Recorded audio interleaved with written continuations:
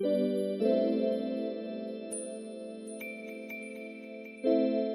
tales are both stories of transformation and symbolic poetry. They are gifts from our ancestors, offering symbols and guidance for our human development. In this show, artist, philosopher, and teacher Sean Kramer will lead us into the imaginal realm of fairy tales, where we will find healing images and wise teachings for our own journey through this enchanted world. So welcome to Under Their Spell, meditating on fairy tales.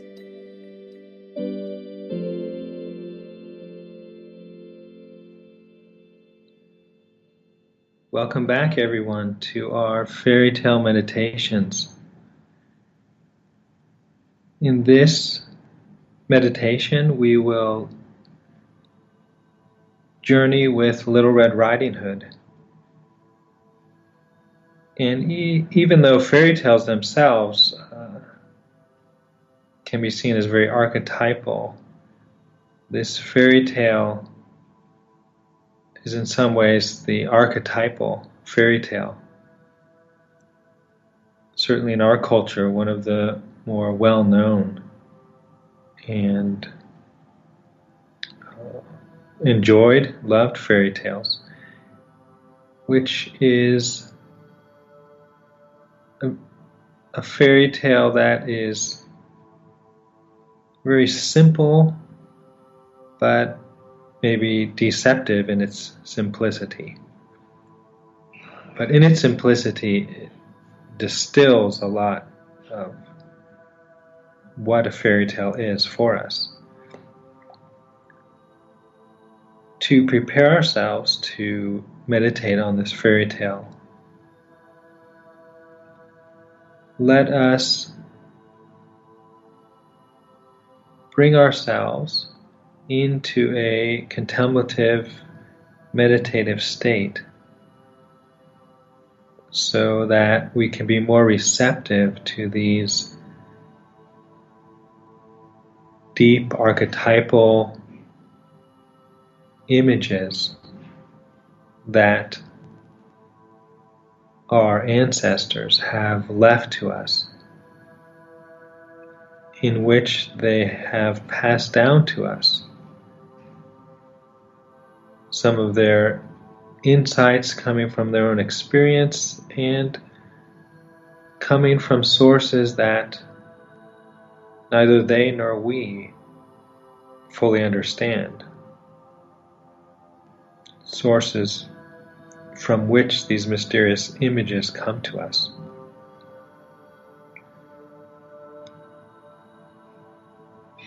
Use your breath to gather your awareness, your consciousness, your soul energy,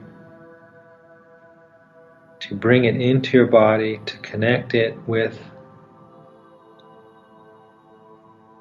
the ancient memory that is in your own body, in your cells,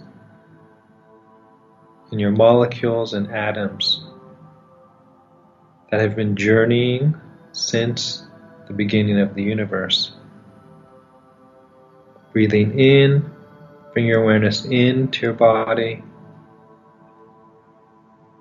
Whenever you breathe out, let your body and mind relax, release, and let go of what you don't need during this time of meditation.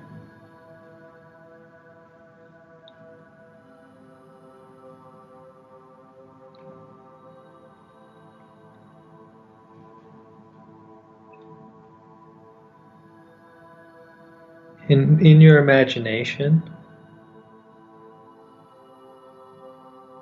you are walking in a meadow and you come to the beginning of a very thick, dark forest. Walk into the forest.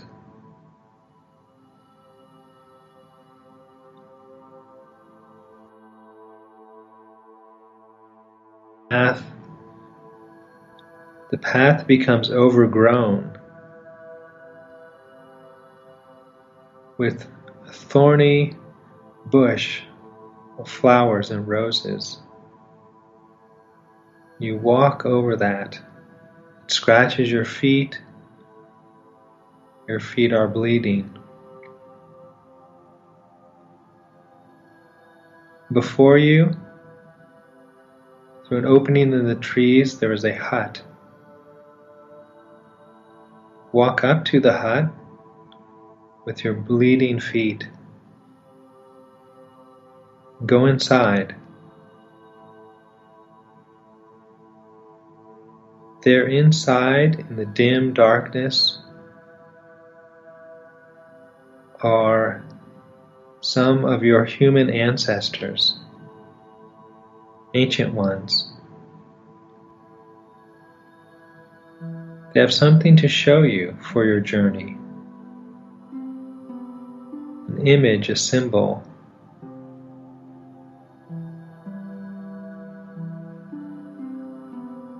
They hold up before you that image.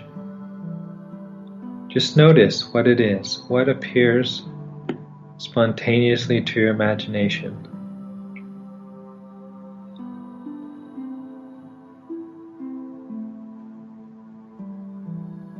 You reverently bow and thank them. Leave the hut. Go through the dark forest. You come out of the forest back into the light, the sunny meadow.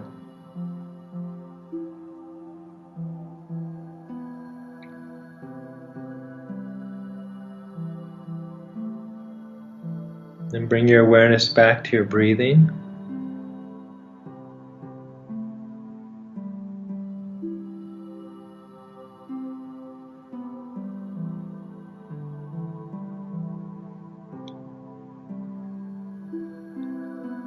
So to begin our meditation on this fairy tale of Little Red Riding Hood,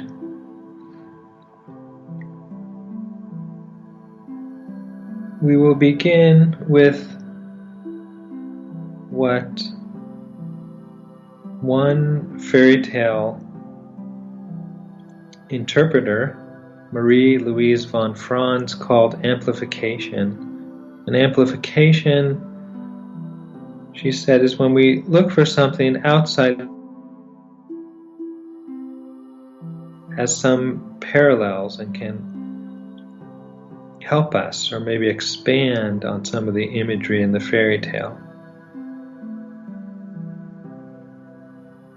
And so I would like to kind of amplify, meaning these other outside images raise the sound of the symbols in the fairy tale for us. They can open them up, help us hear some of the meaning that is there. And for this, I would like us to consider what are called initiation rituals.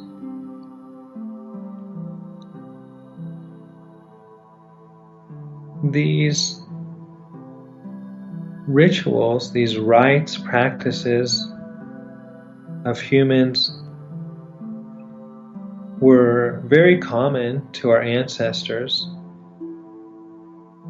Some still have them, and in our culture we have them in certain forms, certain places. But in their strong practice and centrality for humans, they go back before civilization, even before settled agriculture, back to those many, many centuries. In fact, by far most of our human history and experience of hunter-gathering lifestyle. So let's imagine ourselves back there in these cultures, in our family tribe, And what they would do was, when boys and girls would reach puberty, with girls this was signified by their first menstrual period. The children, in this case, will follow the girls, as our story also does with Little Red Riding Hood. They would take them away from the community or the village, bring them, commonly, they had different forms, but the common one was to bring them out into the forest, and out in the forest there would be a hut made for this initiation ritual. And the children would be brought into the hut, and they would be brought through some painful experiences that would parallel symbolically dying. Some cultures would tell the children that a monster was coming to eat them and kill them, and they might put the children down into a pit down in the ground and cover them up, say they were swallowed up by the monster. They would be given teachings or instructions about the skills they were going to use in the community, the practices they were going to, roles they were going to take up. For the girls, their women's practices, maybe having to do with sewing, weaving.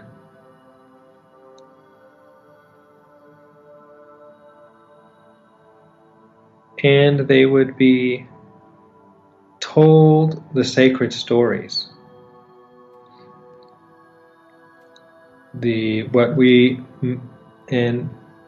We have some of these sacred stories in various forms, and some of them have come down to us in these mythic and fairy tale forms, the things that the young people would be told, would be revealed to them when they were out in their initiation ritual in the forest. And we still look at and explore and examine these mythic symbols that these cultures were handing on, especially in this transformative time in a person's life. And one way to understand what was happening is to think of the transmission of these rites themselves, which were symbolic, and the stories, which were images, symbolic image stories. They weren't giving them what we would say a kind of abstract philosophy or science. They were giving them a set of symbols that would mark them and carry them through their adult life.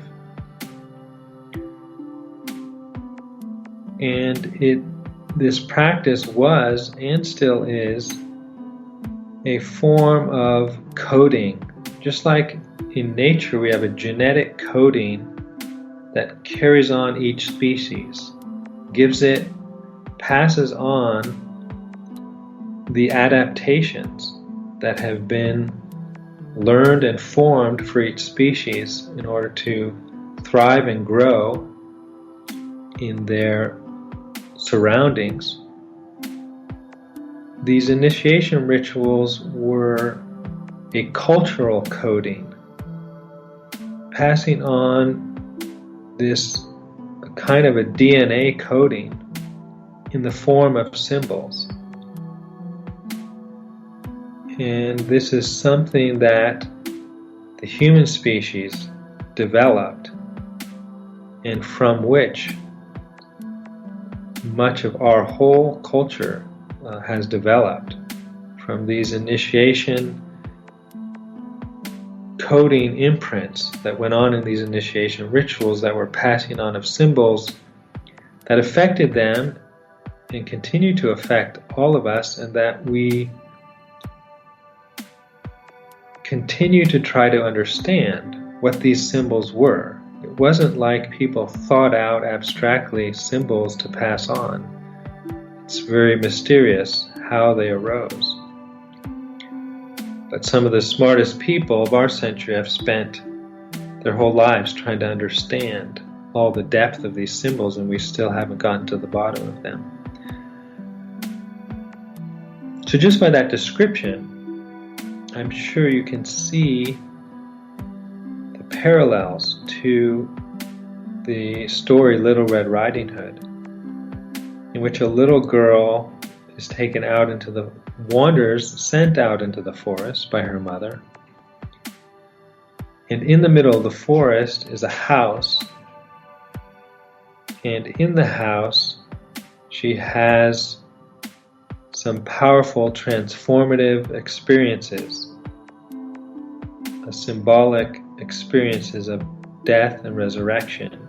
She is eaten by a wolf, and the wolf is cut open and she is brought out again. So we will keep that amplification in mind as we walk through this story, this simple story that contains images and a pattern that goes back to our very deep, deep Paleolithic past.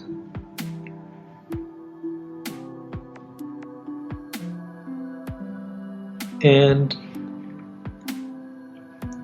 we're all very familiar with this story. And let me start by jumping a little bit to the end to set it up, and then we will walk through it from the beginning. But that image that we get at the end, that is in the house or the hut in the forest, where the girl is swallowed by the wolf, and a huntsman comes in and cuts open the wolf and takes out the girl and her grandmother. And when the huntsman comes near the house called the grandmother's house, the initiation hut, and finds the wolf, the version we have passed on by the Grimms, and there are many versions of this fairy tale, says that the hunter finds the wolf that he had been looking for such a long time.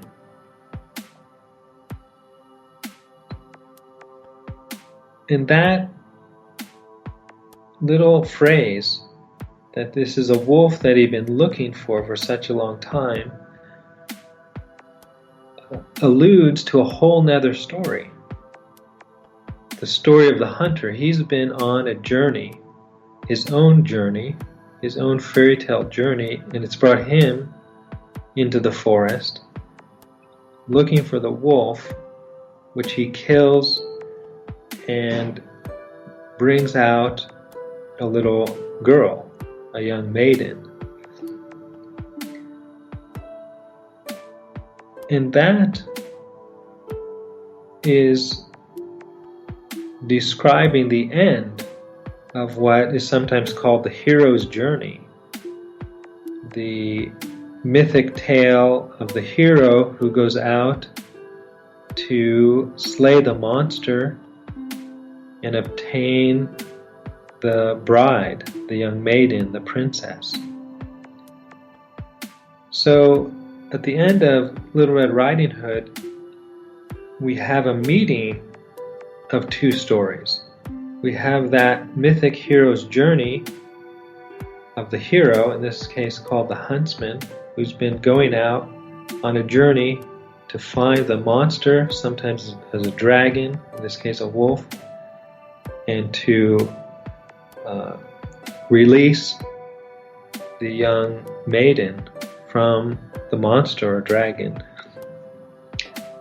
When we journey through Little Red Riding Hood, at the end we meet the hero at the end of his journey, intersecting.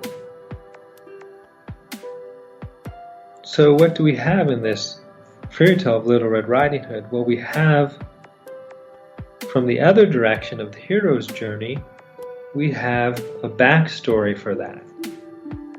Because that common archetypal story of the hero going out to conquer the dragon and then obtain the young woman who is with the dragon or being guarded by the dragon or monster or swallowed by it. When we read that story, we might wonder, well, how did the young maiden come to be with the monster? And this story, Little Red Riding Hood, is telling us that. It's telling us the maiden's journey rather than the male hero's journey. And at the end of Little Red Riding Hood, they intersect. That's where they meet. So this fairy tale, Little Red Riding Hood, is really going back before the hero's journey. It's giving us the maiden's journey. How does she meet the monster with whom the male hero is going to find her?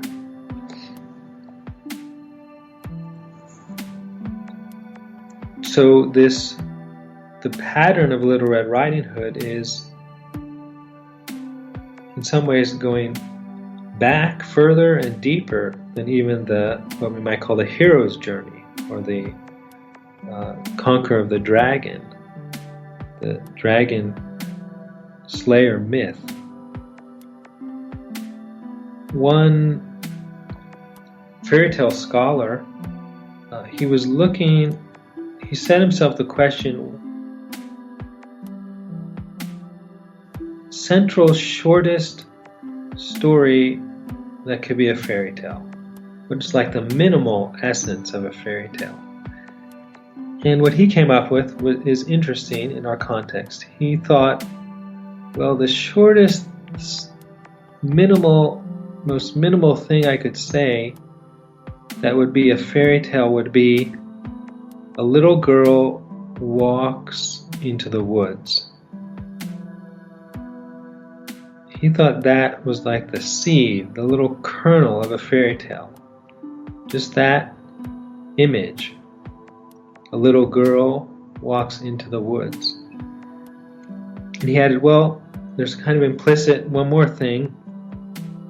Is the most central seed of a fairy tale is that the little girl walks into the woods, and in the woods there's some bleeding or some blood symbolism. And in this case, the red cap. So just that little image is something very mysterious and powerful and gripping for us humans. And we have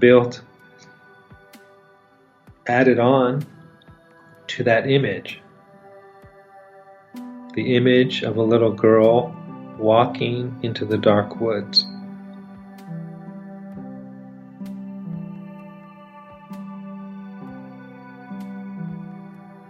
Now, another interesting thing that will bring us into this fairy tale, looking at the end, when the wolf is cut open and Little Red Riding Hood and the grandmother are taken out, they put stones into the wolf and sew him back up. And the weight of the stones drags him down and kills him.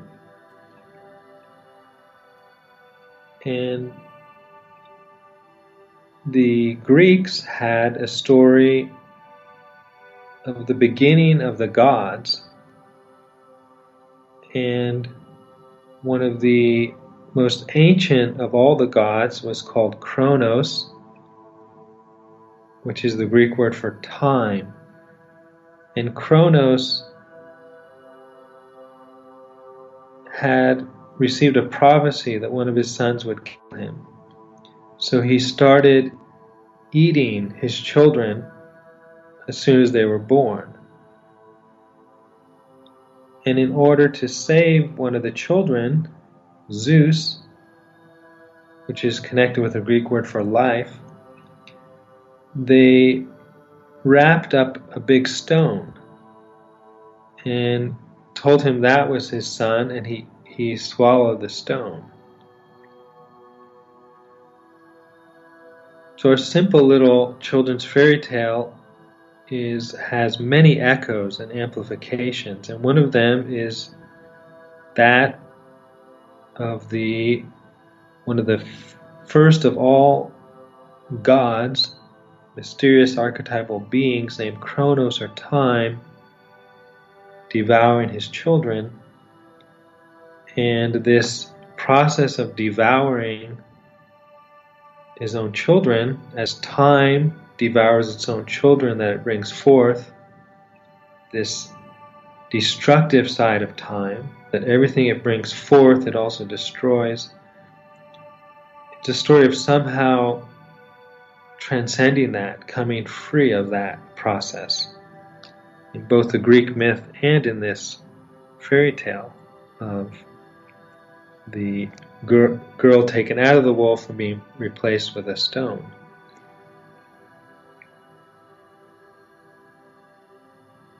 So let us begin looking through the fairy tale. And the fairy tale begins at home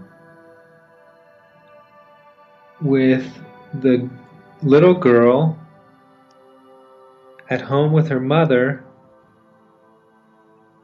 who has been given by her grandmother, who lives out in the woods, a red cap. So sometimes this fairy tale is called Little Red Cap. In English we say Little Red Riding Hood. But it's a red cap that she's been given by her grandmother. So this story begins with 3 generations of women. Women in each of the 3 main phases of a woman's life. There's the little girl, and then the mother, who is in the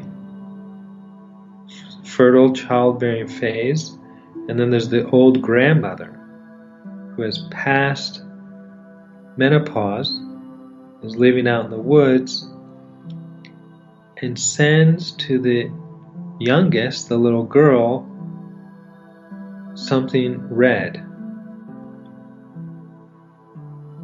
So this is a story about 3 generations of women and the connection between them, and especially between the little girl and who is on one side of puberty, childbearing years, and the old woman who is on the other side, and exchanges between them.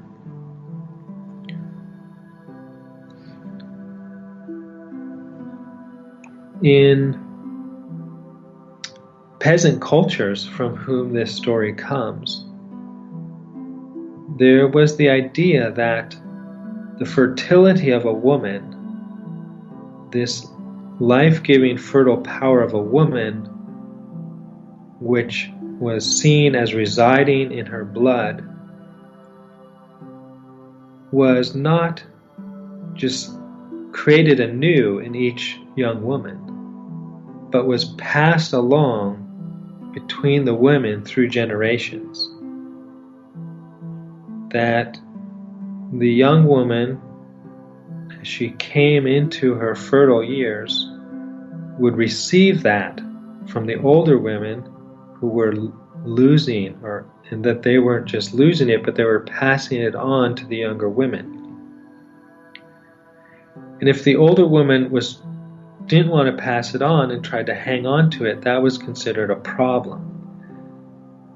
And we'll see that later when we look at Snow White, which is about that.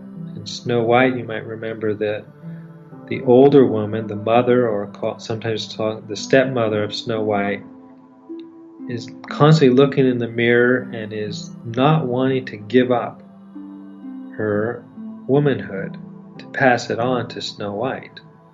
And that is a problem, and especially in these peasant cultures where they had this imagination that this life-giving power of women and their fertility was somehow passed on from one woman to another. So our story is about that process. So it's about this idea of tradition, of transmission of humans from one generation to the next, that in the human species there are very important things, both of nature and culture, that need to be passed on from the older generation to the younger. And it's a significant period. It's also a crisis period. There are significant decisions, choices, failures, successes in this transmission process on which the whole species is focused and concerned and has an interest in, and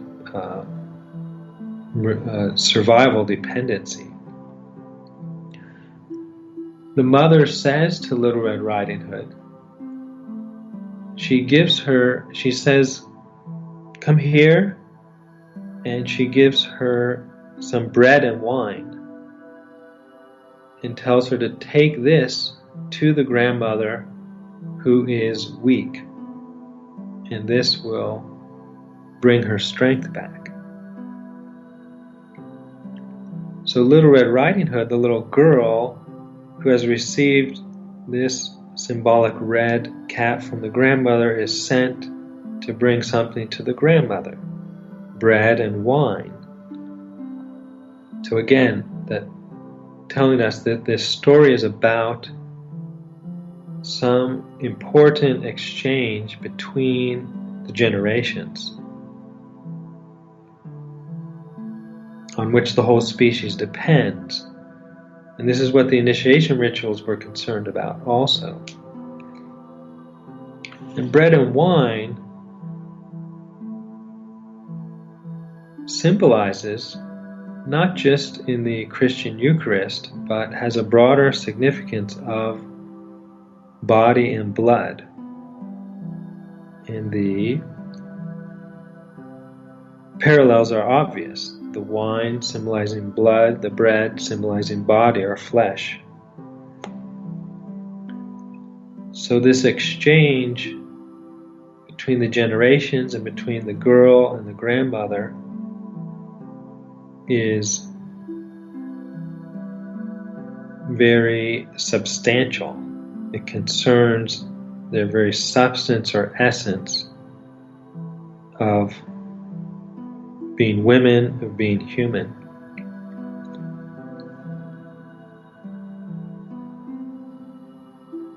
The grandmother, the mother, says to her to be careful and do not leave the path, or you might fall and break the bottle of wine. You might spill this life-giving blood that we are concerned that will be exchanged between humans and passed on and revivify the sickness and weakness that with time, with the aging of a culture or a species. And the grandmother, we are told, lives out in the woods. So this is very strange. And even Little Red Riding Hood, when she gets to the house, before she even sees the wolf disguised as a grandmother, she walks in and she says, everything seemed very strange. She felt anxious and frightened. It's a strange place out there in the woods where the grandmother lives. And it's just very strange. Like, who is this grandmother who lives way out in the woods?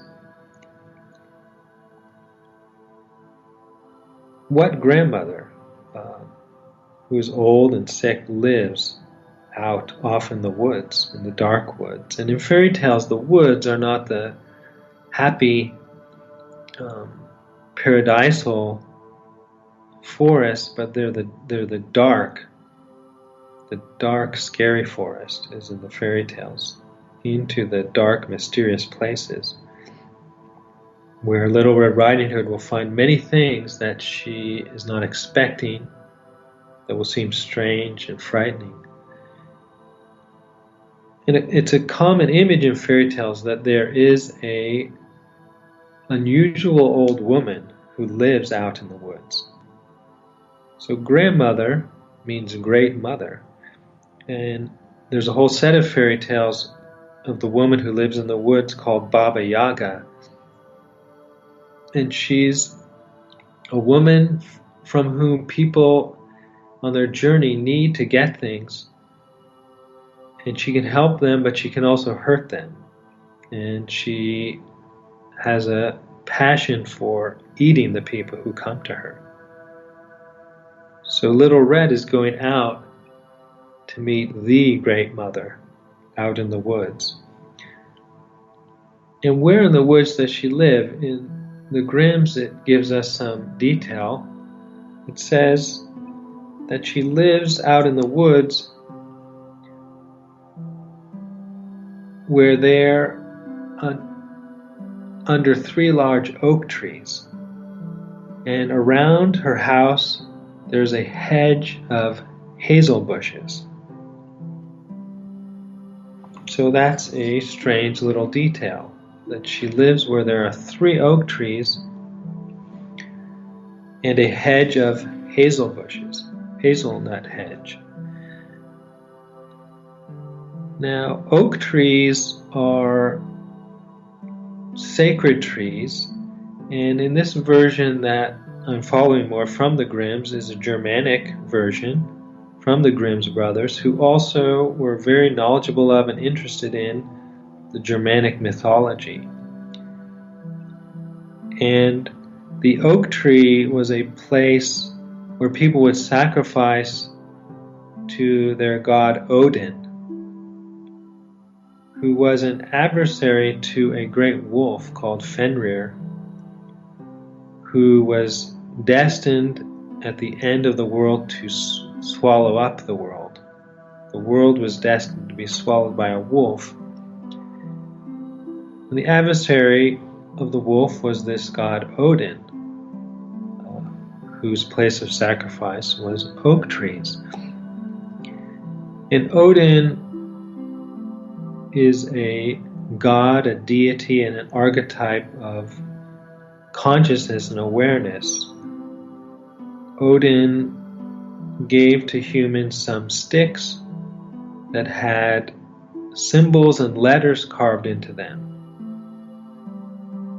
that he got from 3 mysterious women who symbolized the past, the present, and the future. So Odin gave to humans language and consciousness and an awareness extending beyond the limited present, an awareness of time and history, an ability to look further in space and time. The hazelnut hedge around the grandmother's house would in this culture be something that marked off a special place. They would mark it off with hazel sticks and make a circle that created a space for the elders of the community to assemble and make significant judgments and pronouncements. It was a place of division, of judgment, of contest, surrounded by the hazelnut. So this tells us that this grandmother's house, this great mother's house, is a central place of deep consequence, of transformation, of decisions, of conflict that concern the battle of Odin, the consciousness, and the wolf, who is a power that wants to devour the universe.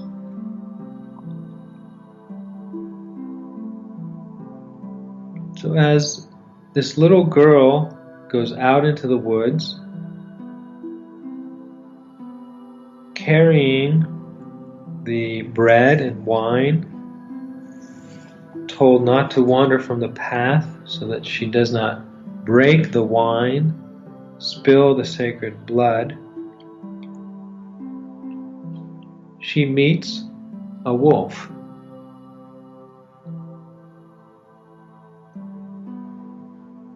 When little Redcap, the Grimms tell us, entered the woods, a wolf came up to her. And she enters into a conversation with the wolf. So she enters the woods and meets a wolf. Now, why a wolf, and who is this wolf? I gave one amplification from their mythology of the wolf who devours the world. And in that Germanic mythology, this great wolf was sibling to a great serpent. The wolf and the serpent were siblings of each other. And this wolf in this story is also a power of transformation, is guiding her and initiating this girl on each of the significant steps on her path through the forest and in the hut. And they have a conversation. The wolf asks Little Red Riding Hood where she's going. She says to grandmother's. And the wolf says to her, look around you at the beautiful flowers. And it says she opened her eyes. So the wolf, that she didn't see, opened her eyes to the flowers that are in the forest. And he suggests that she take time and walk amid the flowers and gather flowers, which she does. And the wolf makes his way to the grandmother's house, the hut of initiation.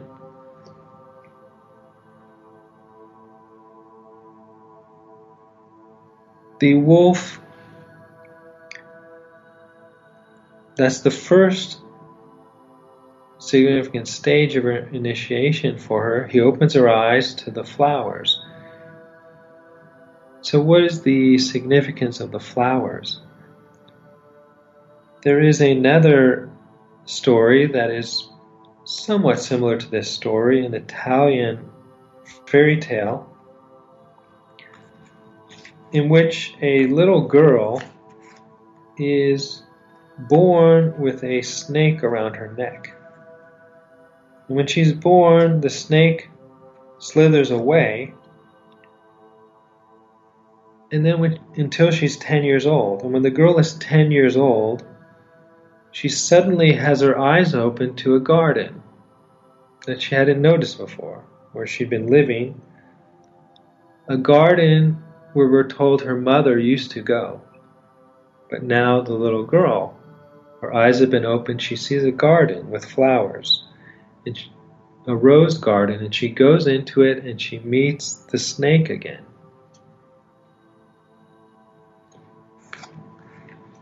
The snake and the wolf are somehow parallel or in some ways interchangeable.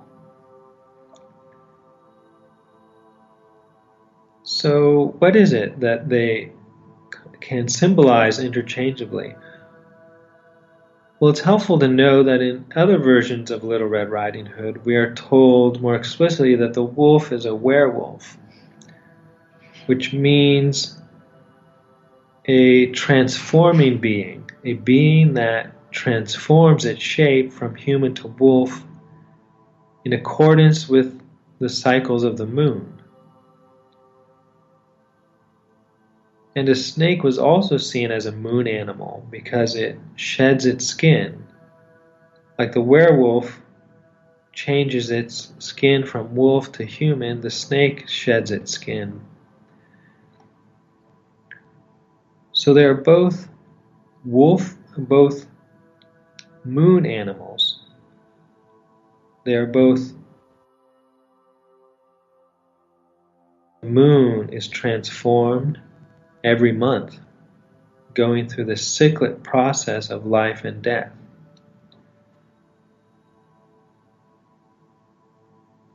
Which is fitting when this little girl, who is beginning to grow up, she's just at the age where she is beginning her cycle. She is beginning herself to unite with the moon, as women do in their menstrual cycle, their period. So when this little girl is at the age in which she begins to cycle with the moon, she meets a moon animal, either a wolf, a werewolf, or a serpent or a snake, which is symbolic of the girl beginning her connection with this power that underlies the moon, the cycles of transformation and death, the cycles of earth, the cycles of the women's fertile period.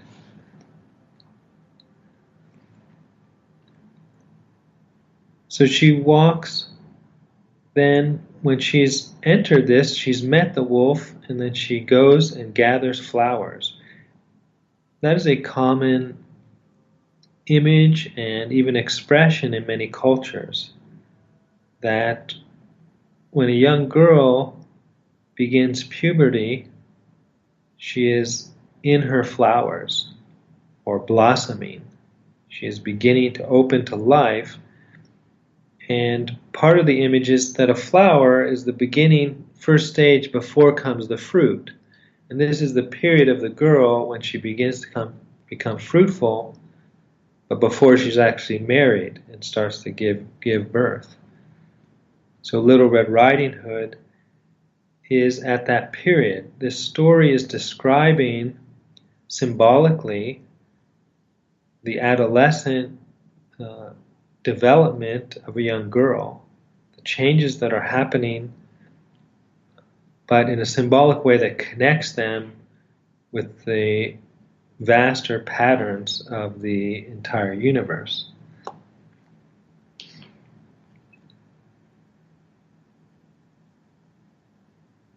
Then the wolf goes ahead into the house and gets in and eats the grandmother, so that when Little Red Riding Hood gets to the house, what does she find? That is wolf/grandmother. It's in the grandmother's clothing now. and the grandmother is deep inside, but in between is a wolf, suggesting to us some exchange, some metamorphosis between the wolf and the grandmother. And we can try to experience this story like a dream. When we have dreams, sometimes persons just change into one another, into another person, and it's very significant when they change into each other. Sometimes men will dream of their wife, and then the wife will change to their mother, and back and forth. There's a beautiful Russian film by Andrei Tarkovsky where he uses this idea called mirror, and there's similarities. You go kind of back and forth between his wife and his mother. Here it's between the wolf and the grandmother, the great mother. So Little Red Riding Hood meets in the house in the forest this being, this mysterious transformative being, a werewolf who changes form, and now in the hut there's this mingling of the wolf and the great mother, the grandmother. And in some of the older forms of the fairy tale, they add a kind of gruesome but very powerful detail that brings out these themes we're talking about, that the wolf, when he eats the grandmother, while he's eating her, he sets aside some of her flesh and some of her blood, and he puts the flesh on a plate and the blood in a bottle. And when Little Red Riding Hood enters the hut, the wolf, disguised as the grandmother, instructs Little Red Riding Hood to eat from the meat and drink from the bottle. And Little Red Riding Hood eats the flesh of the grandmother and drinks the blood of the grandmother, thinking that they're food and wine. Another way of bringing out this theme of the connection that this fairy tale is symbolizing and kind of talking about or working with, this connection between the young girl and the old woman, and the passing on of that life-giving feminine blood. So in that old version, the girl actually drinks the grandmother's blood. And then the wolf lures the girl into bed with him/grandmother. So we see how key are the interventions and instructions or invitations or temptations. They have all these aspects of the wolf for this girl's symbolic journey that is symbolizing her maturation from childhood to a young woman. And when she finally gets in bed, we have the very famous exchange about, "Grandmother, what big ears you have, all the better to hear you with, my child. Oh, grandmother, what big eyes you have, all the better to see you with. Oh, grandmother, what big hands you have, all the better to grab you with. Oh, grandmother, what a horribly big mouth you have, all the better to eat you with." And then he eats her and devours her.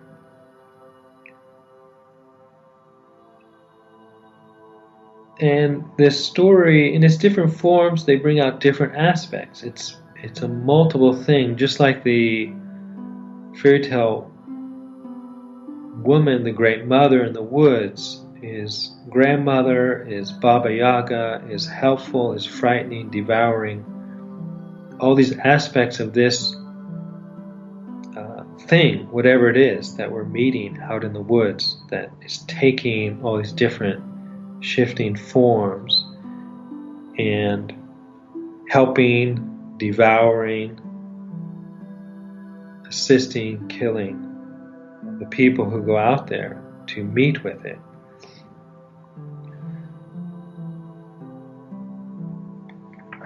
Then we have the huntsman, which we spoke about. The huntsman shows up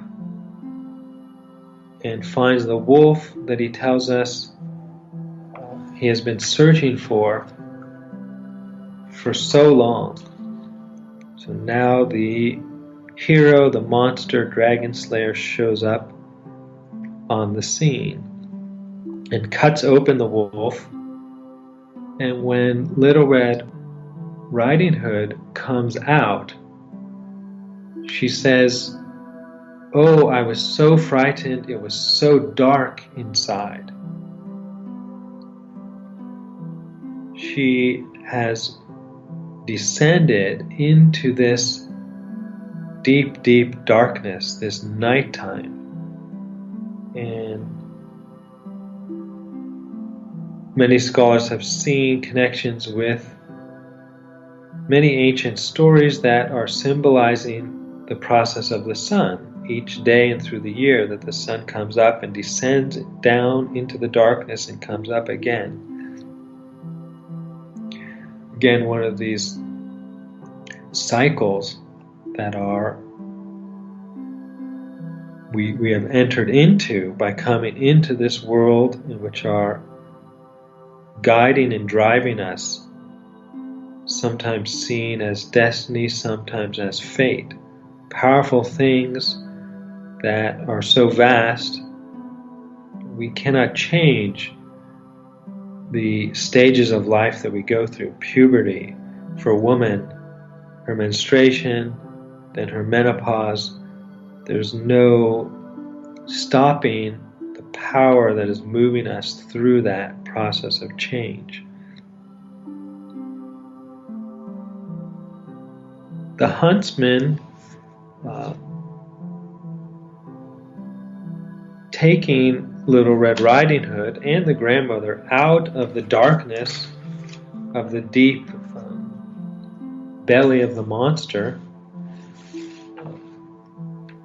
can be seen as a figure in one form, and I hope you see already how this fairy tale has imagery that has multiple resonances and layers of and echoes and amplifications. But if we take the idea of Little Red coming out of the darkness, and then the Germanic myth of the wolf, who the great vast wolf, who we're told his jaws reach from one end of the cosmos to the other and is able to swallow it all up and bring it back into darkness. That wolf in the myth is engaged in a struggle with Odin, the symbol of awareness, of consciousness. And the wolf, the force that has a tendency, a ravenous passion to draw things back into unconsciousness.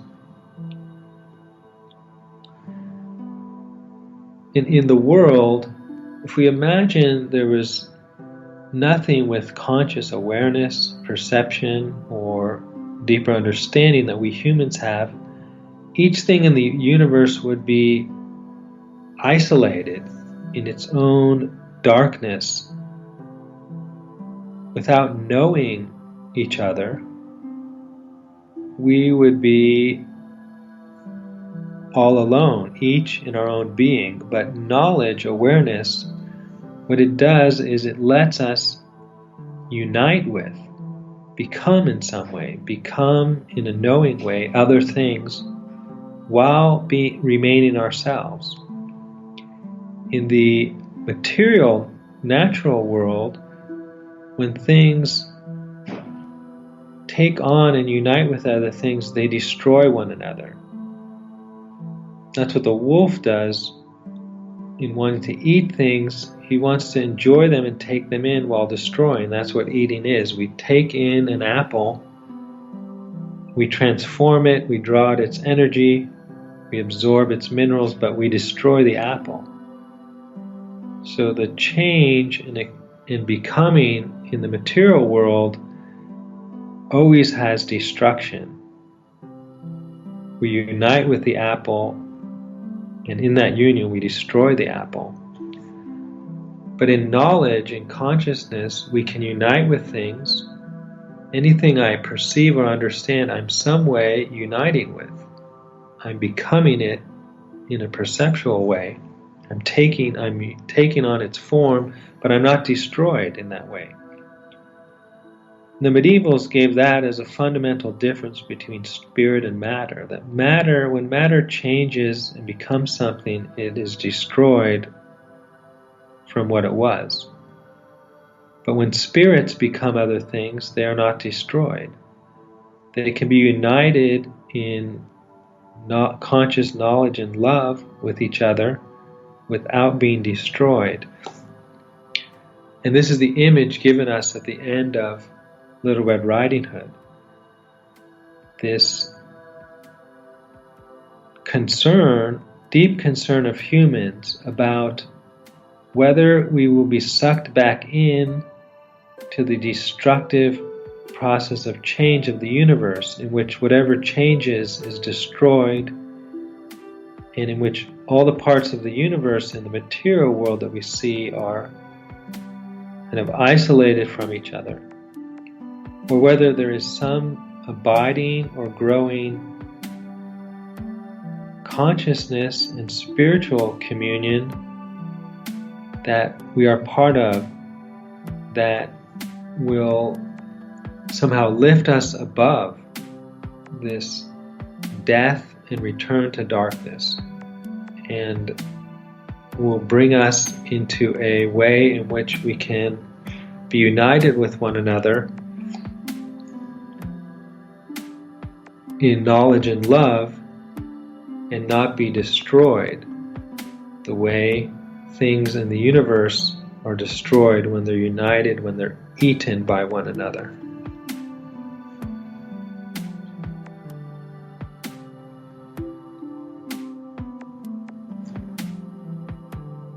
So we will leave it there, and unless we have any questions or comments. Hey, Sean, can you hear me? Yes, I can, Salomon. We had a question from somebody.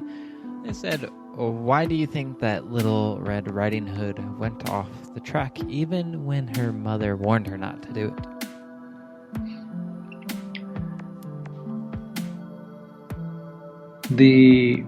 Her going off the track can be read in different ways. So the way I was emphasizing today was the initiation process, that it symbolizes a change in her life. So the wolf says, why do you keep walking straight ahead like a little schoolgirl? Why don't you look around and see the flowers? And the flowers symbolize the fertile power of the blood of the young girl that is able to give birth.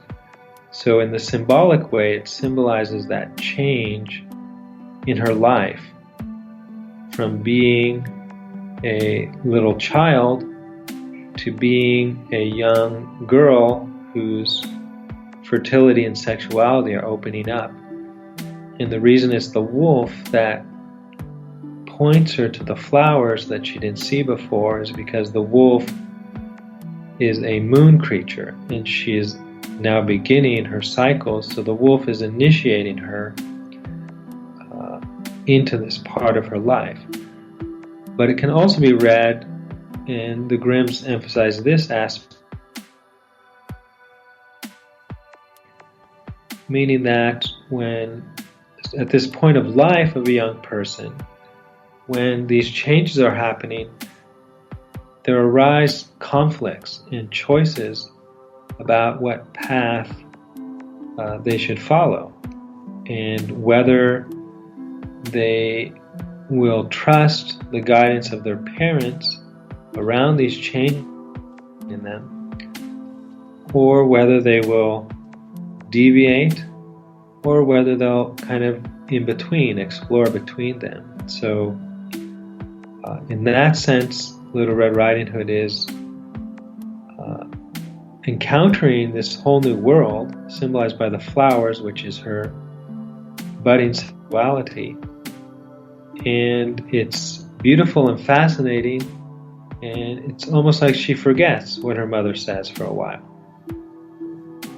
And she wanders, and the fairy tale has a hopeful aspect if we take it that she's struggling and wavering between guidance and her own new impulses, and maybe she falls and fails, but the fairy tale gives an image of rebirth, that she learns from her experiences, and that itself becomes an initiatory experience. Very interesting. It was a very interesting story. Yes, it's kind of a surprisingly interesting story that we've all heard since little children, and for some reason we love it. This strange story. Why do we keep loving to hear about a little girl going in the woods and meeting a wolf? And it conveys so many things to us, I believe, subconsciously. And then we think about it, we get more and more out of it, and maybe nobody's exhausted why we humans are telling us these imaginary stories and all that we're getting out of them.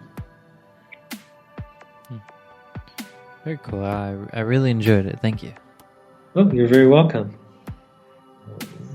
So we shall conclude with a meditation.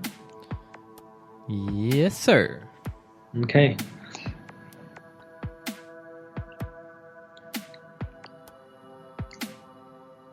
So again, returning with our breath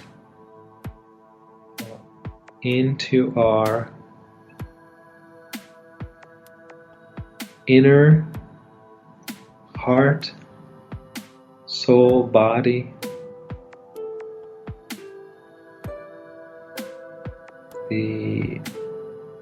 Our mysterious semi-conscious that is nourished by all these images.